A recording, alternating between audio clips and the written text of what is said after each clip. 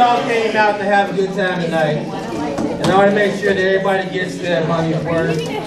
So I'm gonna do a few jokes here. And it's been a while since I got up on stage. There's kids in here, but I ain't, I don't know if I have much material. But, okay. So this is what's going to happen. Right? I'm gonna tell you something about myself. I was raised by my great-grandmother. And when you're raised by your great-grandmother, things are a little different. She sees things a lot different than the way I saw things. Hell, my grandmother would have been over 100 years old now. You understand? She's my great-grandmother.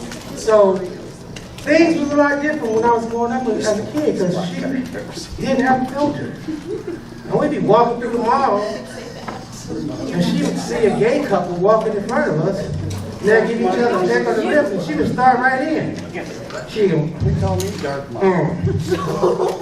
I'm like, what, Grandma? She goes, I just don't understand. I'm like, what, Grandma? I just don't understand. I'm like, understand what? She goes, I don't understand why a man got to be gay when a woman let you fuck in the ass. I'm like, I'm 9, and I don't know either. But that's the way she was. But when you raised around this woman, my grandmother was a trip. It was such a trip because they didn't have remote controls. You know what they have for remote control? Us! Romeo! Come in the house here, come in. Coming right in the house. What, Grandma? Change the channel. All right, change the channel. I was like, can I leave? No, change the channel again. I'm like, okay. I know what you're going to watch, Grandma. You do the same thing every day. Boy, change the channel. I'm like, okay, fine. She do the same thing every day. She wants to watch Lone Ranger, then she was going to watch Charlie Chaplin, and then the baseball game would come on. And I'm like, I'm cool. She wanted me to sit there and watch it with her. But things would get weird. Real weird. Because she would start in when the baseball game came on, and I wanted to leave so bad. She would start in with this shit. Look at Dave came in them tight-ass pants. I'm like, Grandma, please. Oh my God, look at it, slide to second base. Oh, that's right, dust it off, baby, dust it off. I'm like, Grandma, stop. Would you please stop? Can I leave? Don't you go nowhere. You can sit your ass there and watch the game with me. I'm like, okay. And then football season came around. And she was like, Romeo, come here. Turn the TV on. I'm like, all right, turn the TV on. Put the game on. Put the game on. I'm like, Grandma, you here to watch the football game? She's like, yeah, I'll be right back. I ran my ass downstairs. Uncle Vernon, Grandma wants you. Fuck that.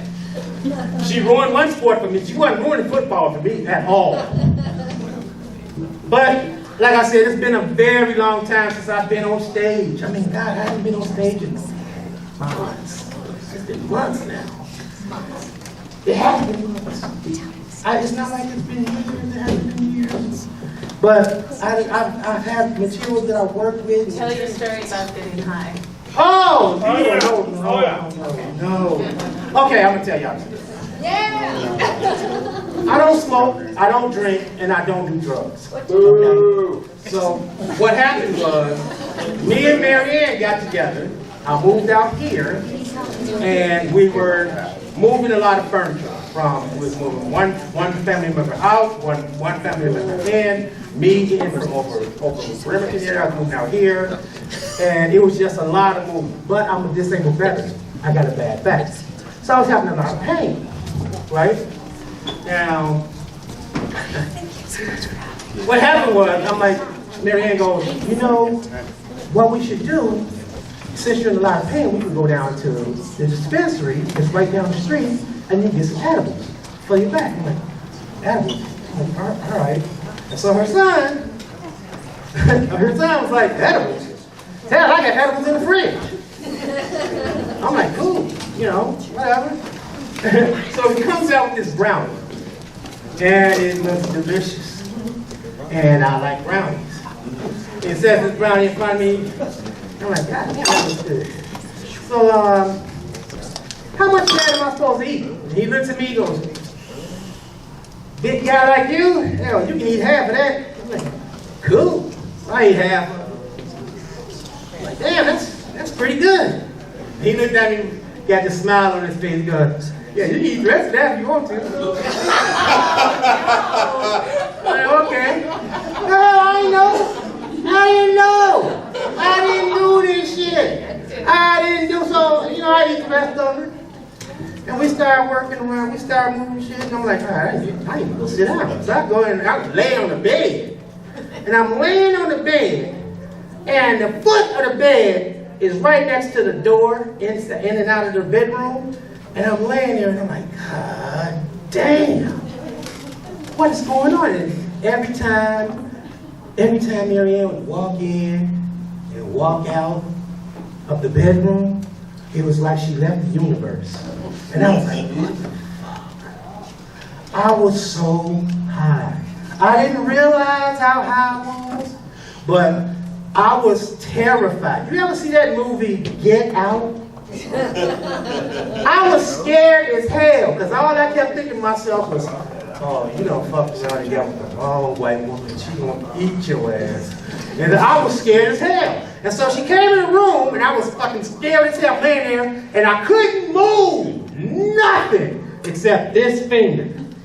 And I kept saying to myself, as long as I can move this finger, I can breathe. That's all I was concentrating on. And she kept coming in the room. She goes, are you okay? And I was like, yeah. And she goes, you all right? I'm like, yeah, why? What you gonna do to me? She goes, what you mean what I'm gonna do to you? I love you, what you talking about? I'm not gonna do nothing to you. I was like, okay. And then they asked me if I was thirsty. Oh God, I was thirsty as hell.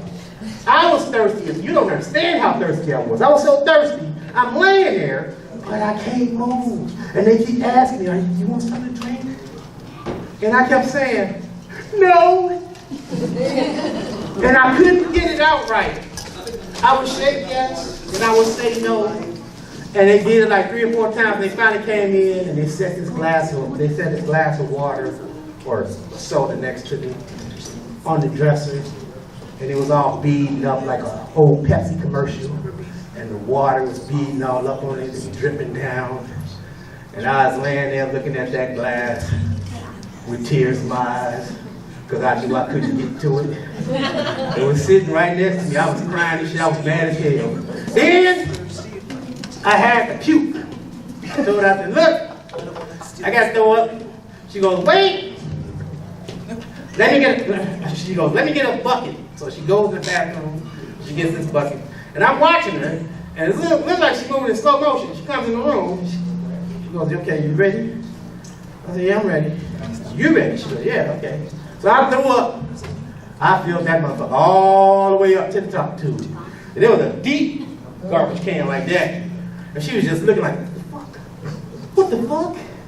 Oh my God, where's all this coming from? And by the time I was done,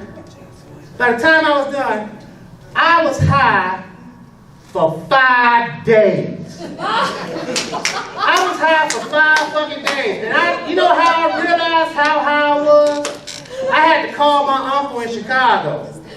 And my uncle likes to smoke weed. My uncle, he's a fucking weedaholic. And I called his ass up and I said, Vernon, I said, I tried edibles for the first time. He goes, for real? I said, I got a question. What's the question? I said, how much is 250 milligrams of THC? Oh, shit! He said, God damn! I said, who in the fuck would ever want to be that high? He said, nigga, me. I was like, man, I would never want to be this high again. I said, I was high for 5 days. He was like, I know. I know. But that was my first time ever trying marijuana or edibles, right? Which ruined my plans for our plans later on in life. We got a pact. Because I don't do drugs, I don't, do none of that stuff. And my pact with my wife, is that when we hit 85, we doing all the fucking drugs we can. We're doing all of them. But they done fucked it up with the edibles because I'm not doing that with them at all.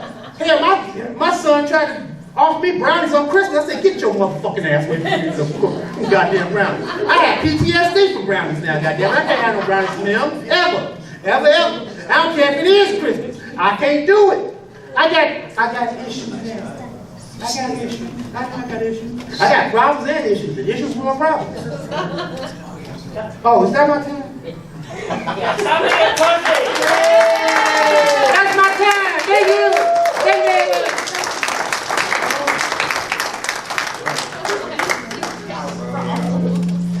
You know when your wife cuts you off. I know. She ain't never cut me off. Like, Hey. Robert,